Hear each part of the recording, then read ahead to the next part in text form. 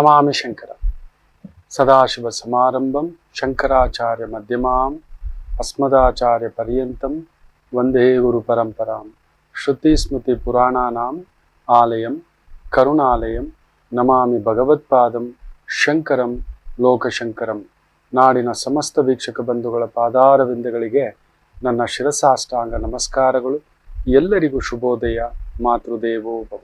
ತುಂಬ ನಮ್ಮ ಕಾರ್ಯಕ್ರಮಗಳನ್ನು ಮೆಚ್ಚಿಕೊಂಡು ತುಂಬ ಜನ, ಕಡಿಮೆ ಅಂದರೂ ಒಂದು 3,000-4,000 ಮೆಸೇಜ್ಗಳನ್ನು ವಾಟ್ಸಪ್ ಚಾಟ್ ಇರ್ಬೋದು, ನಮ್ಮ ಇನ್ಸ್ಟಾಗ್ರಾಮ್ ಪೇಜ್ ಇರ್ಬೋದು, ಫೇಸ್ಬುಕ್ ಪೇಜ್ ಇರ್ಬೋದು, ಯೂಟ್ಯೂಬ್ ಪೇಜ್ ಇರ್ಬೋದು, ಪರ್ಸ್ನಲಿ ಇರ್ಬೋದು, ತುಂಬ ಜನ ಹಾಕ್ತಿದ್ದೀರಿ. ನಿಮಗೆಲ್ಲರಿಗೂ ಧನ್ಯವಾದ.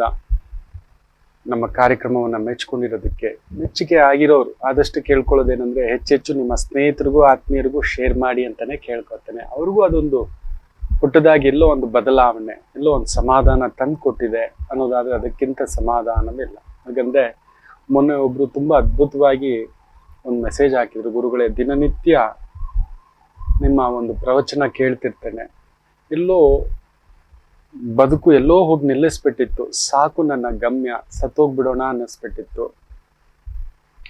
ಆತ್ಮಹತ್ಯೆ ಮಟ್ಟಕ್ಕೆ ಆಲೋಚನೆ ಒಂದಿನ ರಾತ್ರಿ ಏನಕ್ಕೂ ನೋಡ್ತಿದ್ದೆ, ಬದುಕು ಇಲ್ಲಿಗೆ ನಿಲ್ಲಲ್ಲ ಅಂತ ಯಾವುದೋ ಒಂದು ಪ್ರವಚನದಲ್ಲಿ ಅದ್ಭುತವಾಗಿ ಹೇಳಿದ್ರಿ. ರಾಮನಂತ ರಾಮ ನಮ್ಮ ಜೊತೆಯಲ್ಲಿಲ್ಲ, ಕೃಷ್ಣರಂತ ಕೃಷ್ಣರೂ ಜೊತೆಯಲ್ಲಿಲ್ಲ, ಅವರಿಲ್ಲದಿದ್ದರೂ ಜಗತ್ತು ನಡೆಯುತ್ತಿದೆ, ನಿನ್ನ ಅಳಿವು ನಿನ್ನ ಕೈಯಲ್ಲಿಲ್ಲ, ಚಿಂತಿಸಬೇಡ ಅಂತ ಎಲ್ಲೋ ಯಾವುದೋ ಮಾತಲ್ಲಿ ಹೇಳಿದ್ನಂತೆ. ಅದು ಅವರಲ್ಲಿ ಜಾಗೃತಿ ಮಾಡಿದೆ. ನನ್ನ ಆತ್ಮಹತ್ಯೆಯ ಮಟ್ಟದ ಆಲೋಚನೆ ದೂರ ಮಾಡ್ಕೊಂಡಿದ್ದೇನೆ ಅಂತ. ಸಾಕು, ಏನೋ ಸಾಧನೆ ಮಾಡಿಬಿಟ್ಟೆ, ನಿಮ್ಮನ್ನ ಕೋಟೀಶ್ವರ ಮಾಡಿಬಿಟ್ಟೆ, ಲಕ್ಷಾಧೀಶ್ವರ ಮಾಡಿಬಿಟ್ಟೆ, ಶ್ರೀಮಂತರು ಮಾಡಿಬಿಟ್ಟೆ, ಪವಾಡ ಮಾಡಿಬಿಟ್ಟೆ ಅನ್ನುವುದು ನನ್ನ ನಂಬಿಕೆಯಲ್ಲ. ನನ್ನ ಕಾರ್ಯಕ್ರಮ ನಿಮ್ಮಲ್ಲಿರತಕ್ಕಂಥ ಬಲಂ ವೀರ್ಯಂ ತೇಜಸ್ಸು, ಆ ಚೈತನ್ಯ ಚೇತರಿಸ್ಕೊಡ್ತಕ್ಕಂಥದ್ದು ನನ್ನ ಕರ್ತವ್ಯ, ಇದು ನನ್ನ ಜವಾಬ್ದಾರಿ.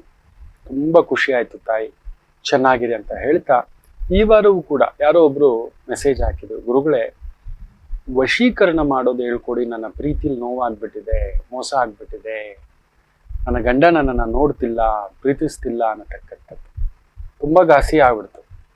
ವಶೀಕರಣದ ಭಾವ ಇದ್ರೆ, ಮೊನ್ನೆ ನಾನೊಂದು ಕಾರ್ಯಕ್ರಮ ಯಾವುದೋ ಒಂದು ಕೆಲಸ ಮುಗಿಸ್ಕೊಂಡು ಲೇಟ್ ಬಂದಿದ್ದೆ, ರಾತ್ರಿ 2 ಗಂಟೆ ಆಗ್ಬಿಟ್ಟಿದೆ, ಊಟ ಮಾಡಿಲ್ಲ, ಸಂಜೆ ಒಂದು ಸಣ್ಣ ಫಲಾರ ಸೇವಿಸಿದ್ದೆ. ಸರಿ, ಈಗೂ ಗೊತ್ತಿಲ್ಲ, ನಿದ್ದೆ ಬರ್ತಿಲ್ಲ, ಸಣ್ಣ ಒಂದು ವಾಯು ಸೇವನೆ ಅಷ್ಟೊತ್ತಲ್ಲಿ. ಏನಾಯ್ತೋ ಗೊತ್ತಿಲ್ಲ, ಗಾಡಿ ಕೀ ತಗೊಂಡು ಹಿಂಗೆ ಹೋಗ್ತಾ ಇಲ್ಲ, ಒಂದು ದೊಡ್ಡ ಚಹಾ ಅಂಗಡಿ ಇದೆ, ಹೊಸದಾಗ ಓಪನ್ ಮಾಡಿದ್ದಾರೆ, ಅಷ್ಟೊತ್ತಲ್ಲಿ ಚಹಾ ಕುಡ್ದಿದ್ದಾರೆ, ರಾತ್ರಿ 2-2:30. ಅವರು ಅದೇ ಮಾತು, ಗುರುಗಳೇ ಯಾರಾದ್ರೂ ವಶೀಕರಣ ಮಾಡೋರು ಗೊತ್ತಿದಾರಾ ಅಂತ. ಗೊತ್ತಿರೋರೆ ಮಹಮ್ಮದೀಯ ಬಂದು. ನಾನ್ ಶಾಕು, ಏನಪ್ಪ ಇದು ಈ ರೀತಿ ಕೇಳ್ತಾರೆ ಅಂತ. ಆ ಗುರುಗಳಂತ ರಾತ್ರಿ 2 ಗಂಟೆಲಿ ಅದಕ್ಕೆ ಈ ಉತ್ತರ ತಗೊಬಂದಿದ್ದಾರೆ. ವಶೀಕರಣ ಮಾಡಬಹುದಾ, ಮಾಡೋ ಹಾಗಿದ್ರೆ ಯಾವ ರೀತಿ ಅನ್ನತಕ್ಕಂಥ. ಒಮ್ಮೆ ಒಂದು ವಿಶೇಷವಾಗಿರ್ತಕ್ಕಂಥ ಮಗು ಏನಾಗಿದೆ ಅಂದ್ರೆ, ಪುಟ್ಟ ಬದುಕು, ಶ್ರೀಮಂತಿಕೆ ಎಲ್ಲ ಇದೆ, ಮನೇಲಿ ಹುಡುಗನ್ನ ನೋಡಿದ್ದಾರೆ, ಮದುವೆ ಮಾಡಿದ್ದಾರೆ, ಒಪ್ಪಿಗೆ ಆಗಿದೆ. ಇವರು ಕೂಡ ಹುಡುಗನ ಮನೆಯವರು, ನಮ್ಮ ಮಗು ತಂದಿರತಕ್ಕಂಥ ಸೊಸೆ ದೊಡ್ಡದ ಮನೆ ಸೊಸೆ. ಸೊ ನಮ್ಮ ಆ ಒಂದು ಮಧ್ಯಮ ವರ್ಗ ಹೊಂದ್ಕೋತಾಳೆ. ಯಾಕಂದ್ರೆ ಅವಳು ನೋಡದ ಸಿರಿವಂತಿಕೆಯ, ಆಕೆ ನೋಡದ ಅರಸೊತ್ತಿಗೆಯ, ಆಕೆ ನೋಡದ ಒಂದು ಗತ್ತಿನ ಬದುಕ, ನಮ್ಮದು ಸಾಮಾನ್ಯ ಬದುಕಾಗಿರೋದ್ರಿಂದ ಆಕೆಗೇನು ಅನ್ಸಲ್ಲ, ಆಸೆ ಪಡೋಲ್ಲ, ಬೇಸರ ಪಡೋಲ್ಲ. ನಾನ್ ನೋಡ್ದಿರೋದ ಏನಾಗುತ್ತೆ ಅಂದ್ರೆ, ಕೆಲವೊಂದ್ ಸಮಯ ನಾವು ತುಂಬಾ ದೊಡ್ಡ ಸ್ಥಾನವನ್ನು ನೋಡಿದಾಗ ಚಿಕ್ಕವ್ರ ಜೊತೆ ಬಿಡೋ ಅನ್ನಿಸ್ಬಿಡುತ್ತೆ. ಆದ್ರೆ ತುಂಬಾ ಜನ ಏನ್ ಮಾಡ್ತಾರೆ ಅಂದ್ರೆ, ಚಿಕ್ಕವ್ರ ಜೊತೆ ಅಡ್ಜಸ್ಟ್ ಆಗೋಲ್ಲ. ಇಲ್ಲಿ ನಡೆದಿದ್ದು ಅದೇ. ಅವ್ರು ಆ ರೀತಿ ಹೇಳ್ಕೊಂಡು ಸೊಸೆನ ಮನೆ ತುಂಬಿಸ್ಕೊತಾರೆ, ಖುಷಿಯಾಗೇ ಇರ್ತಾರೆ. ಆದ್ರೆ ಈ ಹೆಣ್ಣು ಮಗುವಿಗೆ ಸುಮಾರು 1 ತಿಂಗಳುಗಳಲ್ಲೇ ಯಾಕೋ ತನ್ನ ಗಂಡ ಏನೂ ಕೇಳ್ತಿಲ್ಲ, ತನ್ನ ಕಡೆ ವಾಲ್ತಿಲ್ಲ, ತನ್ನ ಅಂದಕ್ಕಾಗ್ಲಿ ಚಂದಕ್ಕಾಗಲಿ ತಾನು ಬಂದಂತ ಸಿರಿವಂತಿಕೆ ಆ ಮನೆತನವಾಗಲಿ ಆತನ ಮೇಲೆ ಯಾವುದೇ ಒಂದು ಪ್ರಭಾವ ಬೀರ್ತಿಲ್ಲ. ಏನ್ ಮಾಡ್ತೀನಿ ಅಂದ್ರೆ, ಅಮ್ಮನ ಮಗ ಅಮ್ಮನ ಹತ್ರನೇ ಹೋಗ್ತಾನೆ, ಅಪ್ಪನ ಹತ್ರನೇ ಹೋಗ್ತಾನೆ, ನನ್ನನ್ನೇನೂ ಕೇಳೋದಿಲ್ಲ, ನನ್ನ ಕಡೆ ಪ್ರೀತಿ ಇಲ್ಲ, ಪ್ರೇಮ ಇಲ್ಲ, ಅನುರಾಗ ಇಲ್ಲ, ನಾನು ಹೇಳೋದು ಕೇಳಲ್ಲ ಅನ್ನತಕ್ಕಂಥದ್ದು ಯಾವುದೋ ಒಂದು ವಿಚಲತೆ ವಿಲಕ್ಷಣತಾ ಪ್ರಭಾವ ಆಕೆಲ್ ಶುರುವಾಗುತ್ತೆ. ಏನೇನೋ ಪ್ರಯತ್ನ ಮಾಡ್ತಾಳೆ. ತನ್ನ ನೋವನ್ನ ತಡಿಲಾರ್ದೆ ಆ ಅತ್ತೆಯಲ್ಲೂ ಕೂಡ ಬದಲಾವಣೆ ಆಗ್ಬಿಟ್ಟಿದೆ ಅಂತ ತನ್ನಲ್ಲಿ ಇವ್ರಿಗೇನು ಯೋಗ್ಯತೆ ಇದೆ ನನ್ನ ಯೋಗ್ಯತೆ ಬಗ್ಗೆ. ಯಾಕಂದ್ರೆ ತಾನು ಬಂದಿರ್ತಕ್ಕಂಥ ಸಿರಿವಂತಿಕೆಯ ಮನೆಯ ಪ್ರಭಾವ ಆಕೆ ಮೇಲೆ ಯಾವ ರೀತಿ ಇರುತ್ತೆ ಅಂದ್ರೆ ಇವ್ರು ಏನಕ್ಕೂ ಯೋಗ್ಯತೆಗಿಲ್ಲ. ಅವರು ನೋಡು ಈ ಮನೆ ಹೆಣ್ಮಗಳು ಬರ್ತಾಳೆ ಏನಕ್ಕಿದ್ದಾಳೆ ಅನ್ನತಕ್ಕಂಥ ಒಂದು ಭಾವ, ಮಾವಯ್ಯನ ಬಗ್ಗೆ ಅಸಡ್ಡೆ, ಅತ್ತೆಯ ಬಗ್ಗೆ ಅಸಡ್ಡೆ, ಆಕೆಯಲ್ಲಿ ಒಂದು ರೀತಿ ಜಿಗುಪ್ಸ ಮನೋಭಾವ ಬೆಳೀಲಿಕ್ಕೆ ಜಾಸ್ತಿ ಆಗ್ಬಿಡುತ್ತೆ. ಯಾವಾಗ್ಲೂ ತನ್ನ ಮನೆ ತನ್ನ ಸ್ಟೇಟಸ್ ಅಂತ ಆ ಒಂದು ಭಾವನ ಈ ಮನೆಗೆ, ತನ್ನ ಮಾವನ ಮನೆಗೆ, ಯಜಮಾನರ ಮನೆಗೆ ಹಾಕೊಳ್ಳಿಕ್ಕೆ ಶುರು ಮಾಡ್ತಾರೆ. ಇದು ಯಾವ ಮಟ್ಟಕ್ಕೆ ಬೆಳೆದು ನಿಂತು ಬಿಡುತ್ತೆ ಅಂದ್ರೆ ಆಕೆಗೆ ಆಗೋದಿಲ್ಲ, ಅಸಹನೆಯ ಕಟ್ಟೆ ಹೊಡೆಯುತ್ತೆ. ತನ್ನ ಒಂದು ಪರಮಾಪ್ತ ಗೆಳತಿ ಹತ್ರ ಹೇಳ್ತಾಳೆ, ಏನೇ ಮಾಡೋದು, ನಾನು ಏನ್ ಮಾಡಿದ್ರು ನನ್ನ ಗಂಡ ಕೇಳ್ತಿಲ್ಲ, ನಮ್ಮ ಅತ್ತೆ ಮನೆಯವರು ಯೋಗ್ಯತೆಗೆ ಇಲ್ಲ, ಹಾಗೆ ಹೇಗೆ ಅಂತ. ಹಾಗೆ ನೋಡಿ ಹೇಳ್ಕೊಡ್ತಾಳೆ, ಒಂದ್ ಸರಿಯಾದಂತ ಒಂದು ಹೇಳ್ಕೊಡ್ತಾಳೆ. ನೋಡಿ ಒಂದ್ ಕೆಲಸ ಮಾಡ್ಬೋದು, ನಿನ್ನ ಗಂಡನನ್ನ ಬುಟ್ಟಿಗೆ ಹಾಕೋಬಿಟ್ರೆ ಎಲ್ಲ ನಿಂದೆ. ಹೆಂಗೆ ಬುಟ್ಟಿಗೆ ಹಾಕೊಳ್ಳೋದು ಅಂದ್ರೆ ವಶೀಕರಣ ಮಾಡಿ ಇಟ್ಕೊಬಿಟ್ರೆ ನಿನ್ನ ಗಂಡ, ನಿನ್ನ ಅತ್ತೆ, ಮಾವ ಎಲ್ಲರೂ ನೀನು ಹೇಳ್ದಾಗೆ ಕೇಳ್ತಾರೆ. ಇಡೀ ಮನೆತನದ್ದು ಚೌಕಟ್ಟು ನಿನ್ನ ಕೈಯಲ್ಲಿ. ಸರಿ, ಎಲ್ಲಿ ಹುಡುಕೋದು ವಶೀಕರಣ ಮಾಡುವಂತ ಸ್ಪೆಷಲಿಸ್ಟ್? ನೋಡು, ಇಂಥ ಒಂದು ಜಾಗದಲ್ಲಿ ಇಂಥದೊಬ್ಬ ಬಹುದೊಡ್ಡ ವಶೀಕರಣ ಸ್ಪೆಷಲಿಸ್ಟ್ ಇದ್ದಾನೆ, ಹೋಗು ಮಾತಾಡು, ಆತ ಮಾಡ್ಕೊಡ್ತಾನೆ ಖಂಡಿತ ಅಂತ. ಈಕೆಗೆ ಖುಷಿ ಆಗ್ಬಿಡ್ತು. ತನ್ನ ಗಂಡ ಮಾತು ಕೇಳ್ತಿಲ್ಲ, ಅತ್ತೆ ಕೇಳ್ತಿಲ್ಲ, ಮಾವ ಕೇಳ್ತಿಲ್ಲ, ಮದುವೆ ಆಗಿ ಇನ್ನೂ 6 ತಿಂಗಳಾಗಿಲ್ಲ ಆಕೆಯಲ್ಲಿ. ಏನ್ ಅರ್ಥ ಮಾಡ್ಕೊಂಡಿದ್ದಾಳೆ ಗಂಡನ ಬಗ್ಗೆ ಆಗಲಿ, ಅತ್ತೆ ಬಗ್ಗೆ, ಮಾವನ ಬಗ್ಗೆ, ಆ ಮನೆ ಪರಿಸರ, ಬಂಧು ಬಳಗ, ಅವ್ರ ಊಟ ಉಪಚಾರ, ನಿದ್ರಾ, ಅವರ ಆಲೋಚನೆ, ಅವ್ರ ಒಳ್ಳೇದು ಕೆಟ್ಟದ್ದು, ಕೊಡೋದು ತರೋದು ಮಾಡೋದು, ಹೇಗಿರ್ಬೇಕು ಹೆಂಗಿರ್ಬೇಕು. ಎಷ್ಟು ವರ್ಷಗಳು ನಾವು ಸಂಸಾರ ಮಾಡಿದ್ರೆ ನಮ್ಮ ಮಕ್ಕಳ ಬಗ್ಗೆನೇ ನಮಗೆ ಅರ್ಥ ಆಗಲ್ಲ ಎಷ್ಟೋ ಬಾರಿ. ಏನ್ ಹೇಳಿದ್ರು ಇವ್ರು ಉಲ್ಟಾ ಹೇಳ್ತಿದಾರೆ ಅಂತ ಅನ್ಸುತ್ತೆ. ನಮ್ಮ ತಂದೆ ತಾಯಿಗೂ ನಾವು ಹಾಗೆ ಇದ್ವಿ. ನನ್ನ ಹೆಂಡತಿಗಂತೂ ನಾನು ಕೇಳಿದ್ದೇ ಇಲ್ಲ. ನಾನು ಯಾವಾಗ್ಲೂ ಹೇಳ್ತಾ ಇರ್ತೇನೆ, ಹೇಳಿದ್ದನ್ನು ಮಾಡದೇ ಇರುವವಳೇ ಹೆಂಡತಿ, ಹೇಳಿದ್ದನ್ನು ಮಾಡುವಂತೆ ನಟಿಸುವವನೇ ಮಾಡೋದಂತೂ ಇಲ್ಲ, ಅವನೇ ಗಂಡ. ಅದ್ರಲ್ಲಿ ನಾನೇ ನಂಬರ್ 1, ನಂಬರ್ 2 ಯಾರು ಇಲ್ಲ, ನಾನೇ ನಂಬರ್ 1. ತಿಂದ್ರೇನ್ರಿ? ಡಾಕ್ಟರ್ ಹತ್ರ ಹೋಗಿದ್ರು, ಓ ಅದ್ಭುತ, ಆಮೇಲೆ ಹೋಗ್ಬಿಡೋಣ. ಖಂಡಿತ ಹೋಗಿರಲ್ಲ ನಾನು. ಹೇಳಿದ್ದನ್ನು ಕೇಳಿದಂತೆ ನಟಿಸಿ ಮಾಡದೇ ಇರುವವನೇ ಗಂಡ ಅಂತ ನಮ್ ಗುರುಗಳು ಹೇಳ್ತಿರ್ತಾರೆ. ಅದ್ರಲ್ಲಿ ನಂಬರ್ 1 ನಾನೇ, ಉಂಡಾಡಿ ಗುಂಡ. ಇನ್ನೊಬ್ರನ್ನ ಯಾಕೆ ಹಾಕ್ಬೇಕು? ಇಂಥದ್ದೊಂದಿದೆ. ಇಲ್ಲೆಲ್ಲೋ ನೋಡಿ, ಈ ಹೆಣ್ಣು ಮಗು ವಶೀಕರಣದ ಛಾಯೆಗೆ ಒಳಪಟ್ಟು ಆ ಒಬ್ಬ ಮಾಂತ್ರಿಕನ ಹತ್ರ ಬರ್ತಾನೆ ಹುಡುಕು. ಬಂದಾಗ ಆತ ತನ್ನ ತಯಾರಿ ಬಿಸಿ ಅದ್ರಲ್ಲಿ ಇರ್ತಾನೆ. ಸ್ವಲ್ಪ ತಾದ್ಮೇಲೆ ಬಂದು ಕಾಲಕ್ಕೆ ಬಿದ್ದು ಪೂಜೆ ಮಾಡಿ ಏನೋ ಒಂದಷ್ಟು ದಕ್ಷಿಣೆ ಇಟ್ಟು, ಗುರುಗಳೇ ನೋಡಿ ಹಿಂಗ ಆಗ್ಬಿಟ್ಟಿದೆ, ನನ್ನ ಗಂಡ ಶುದ್ಧ ನನ್ನ ಮಾತು ಕೇಳೋದಿಲ್ಲ, ಅರ್ಥ ಮಾಡ್ಕೊಳ್ಳೋದಿಲ್ಲ, ನನ್ನ ಸ್ಟೇಟಸ್ ಏನ್ ಗೊತ್ತಾ, ನನ್ನ ಯೋಗ್ಯತೆ ಏನ್ ಗೊತ್ತಾ, ನಾನು ಎಂತ ಮನೆತನ ಗೊತ್ತಾ, ಇದು ಯಾವ್ದೋ. ಕೆಲವರು ಇರ್ತಾರೆ ದರಿದ್ರದ ಫ್ಯಾಮಿಲಿ ಅಂತ ಹೇಳ್ಬಿಡ್ತಾರೆ. ಕೆಲವರು ಇದ್ದಾರೆ ಸ್ತ್ರೀಯರು, ಇವನು ಒಂದು ಗಂಡನ, ಇದು ಒಂದು ಅತ್ತೇನ, ತುಂಬಾ ಕೇವಲವಾಗಿ ನೋಡ್ತಕ್ಕಂಥದ್ದು. ಅಲ್ಲಿ ಮನಸ್ಸಿನ ಭಾವನೆ ಅನ್ನೋದನ್ನ ನೋಡಲ್ಲ, ಬರೀ ದುಡ್ಡು. ನನ್ನ ಗಂಡ ದುಡ್ಡು ತರ್ತಾನ, ಸ್ಟೇಟಸ್ ಆಗಿದ್ದಾನ, ಆಗ ಮಾತ್ರ. ಆ ರೀತಿಯ ಒಂದು ಭಾವಗಳು ಸ್ವಲ್ಪ ಜಾಸ್ತಿ ಆಗ್ಬಿಟ್ಟಿದೆ ಈಗೀಗ.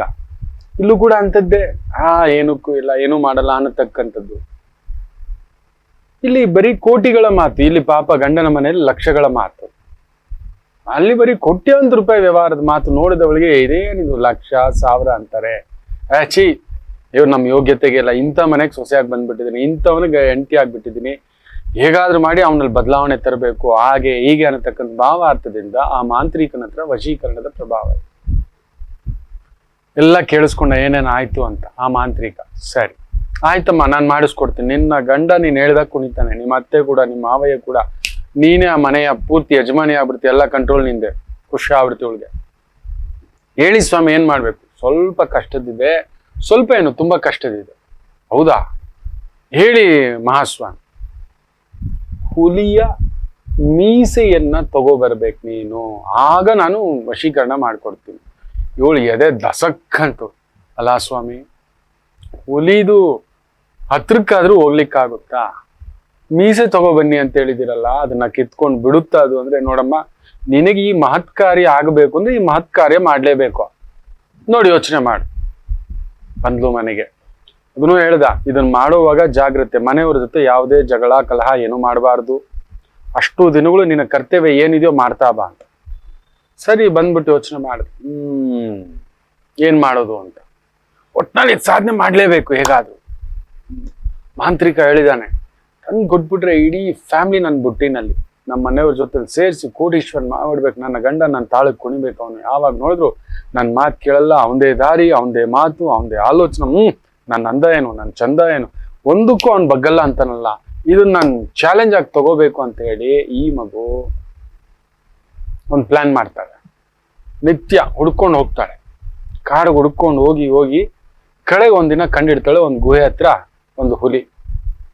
ಮರ ಕತ್ಕೊಂಡು ನೋಡ್ತಾಳೆ, ಒಂದು ವಾರಗಟ್ಲೆ, 10 ದಿನ ಆಯ್ತು, 15 ದಿನ ಆಯ್ತು, 20 ದಿನ, 1 ತಿಂಗಳು 2 ತಿಂಗಳು ಗಮನಿಸ್ತಾಳೆ. ಹುಲಿ ಯಾವಾಗ ಗುಹೆಗೆ ಬರುತ್ತೆ, ಗುಹೆಯಿಂದ ಹೊರಗಡೆ ಹೋಗುತ್ತೆ, ಯಾವಾಗ ಬೇಟೆಗೆ ಹೋಗುತ್ತೆ, ಎಂತೆಂತ ಬೇಟೆ ತಿನ್ನುತ್ತೆ, ಹಸ್ಕೊಂಡಿದ್ದಾಗ ಏನ್ ಒದ್ದಾಡುತ್ತೆ, ಎಲ್ಲ ಒಂದು 3 ರಿಂದ 4 ತಿಂಗಳು ಅಬ್ಸರ್ವ್ ಮಾಡಿದ್ರು. ಓಹೋ, ಇಂಥದ್ದೊಂದಿದೆ. ಸರಿ, ಸಿದ್ಧತೆ ಮಾಡ್ಕೊಂಡ್ರು.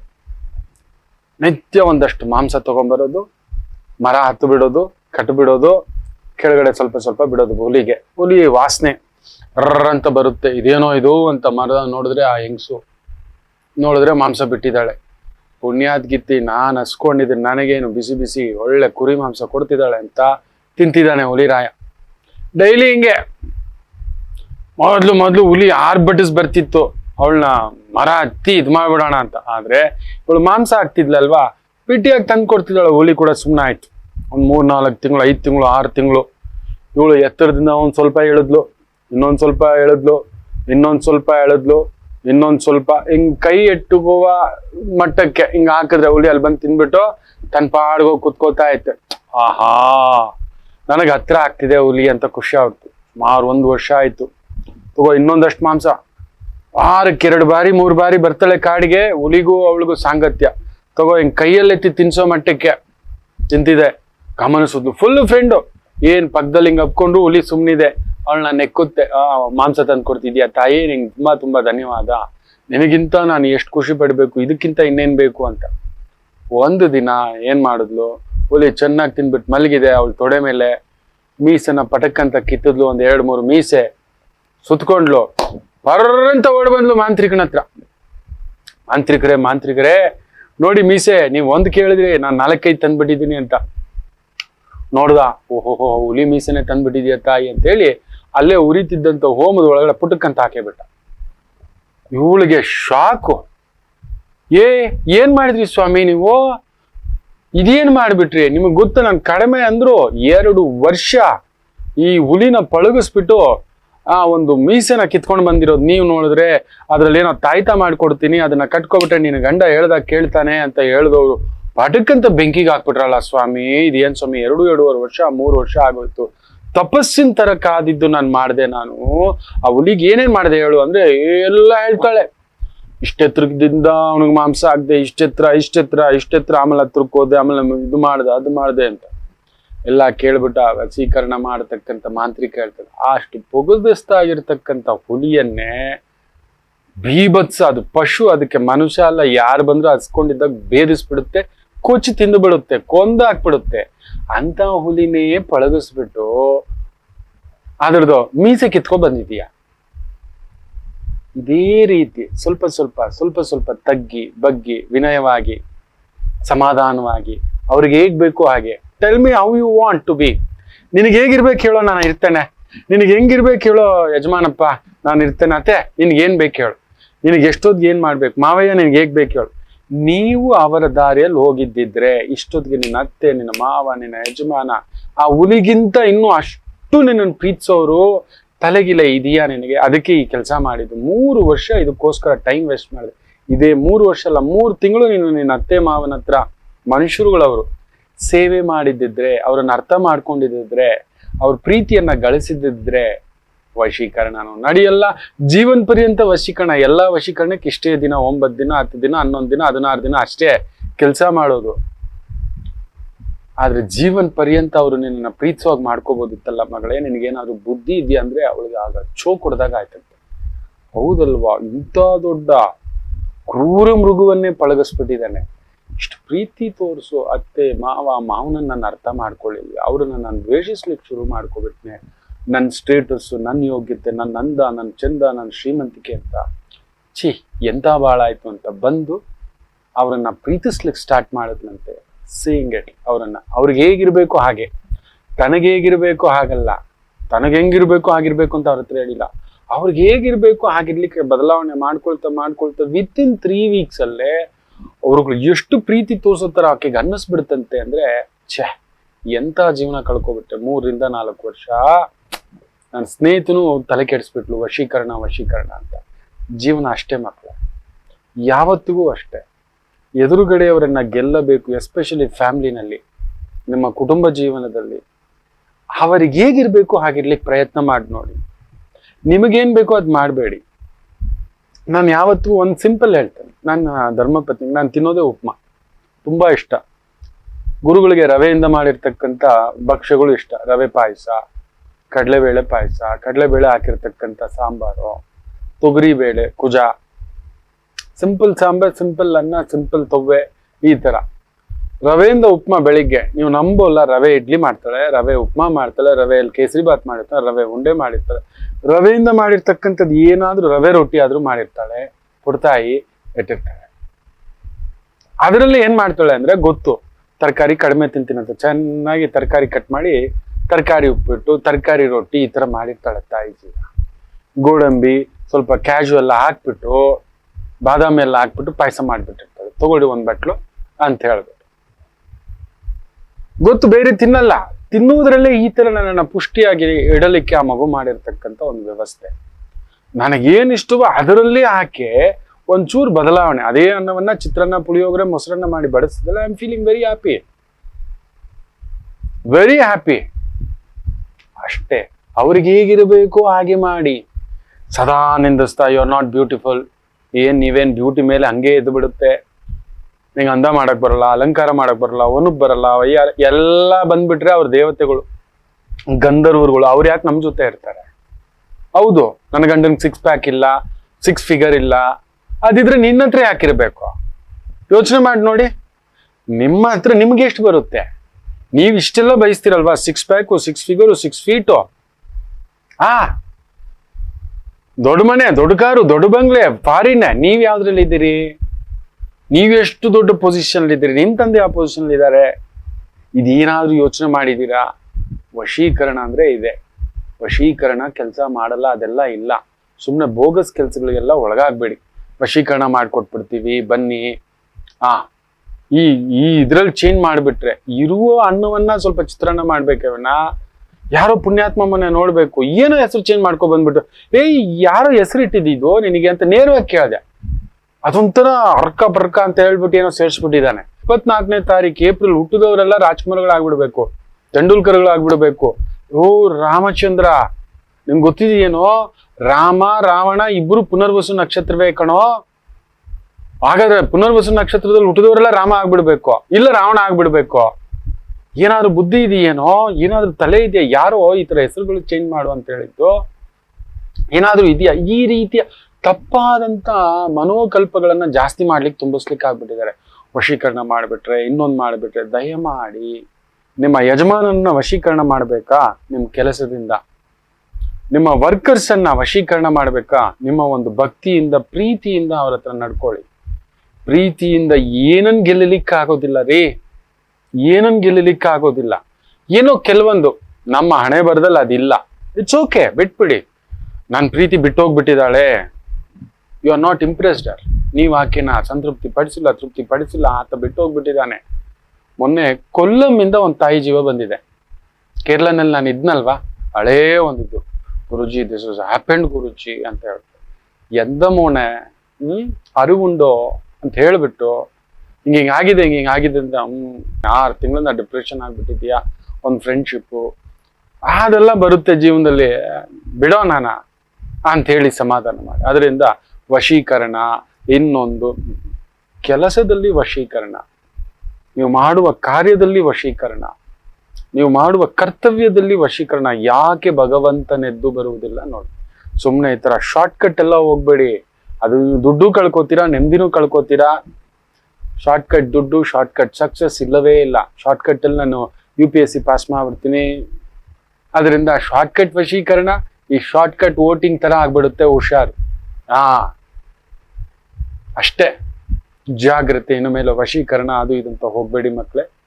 ಇನ್ನಷ್ಟು ಮಾತುಕತೆ ವಾಪಸ್ ಬರೋಣ, ಮಾತಾಡೋಣ. ಮಾತೃದೇವೋ ಭವ. ನಮಾಮಿ ಶಂಕರ. ನನ್ನ ಪ್ರೀತಿಯ ಆಧ್ಯಾತ್ಮಿಕ ಬಂಧುಗಳೇ, ಪ್ರತಿಯೊಬ್ಬರ ಜೀವನದಲ್ಲೊಂದು ಕೆಲವೊಂದು ಪ್ರಶ್ನೆಗಳಿರುತ್ತೆ, ಉತ್ತರವಿಲ್ಲದ ಪ್ರಶ್ನೆಗಳಿಲ್ಲ. ಅಂಥದ್ದೊಂದು ಸಮಸ್ಯೆ ಇದೆಯಾ? ಜ್ಯೋತಿಷ್ಯ ಮುಖೇನ ಹಾಗೂ ಆಧ್ಯಾತ್ಮಿಕ ಮುಖೇನ ನಿಮ್ಮ ಪ್ರಶ್ನೆಗಳಿಗೊಂದು ಪುಟ್ಟ ಸಮಾಧಾನ.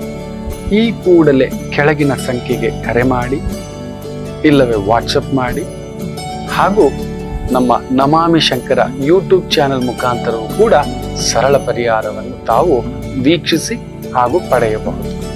ನಮಾಮಿ ಶಂಕರ.